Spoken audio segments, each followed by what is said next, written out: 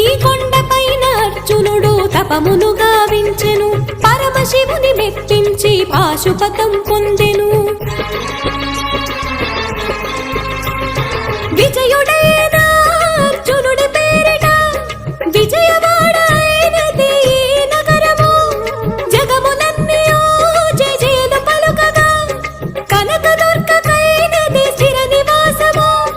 మెలిమి బంగారు ముద్ద పసుపు కలగలిపిన వెన్నెల మోము, కోటి కోటి ప్రభాతాల అరుణమయే కుంకుమ.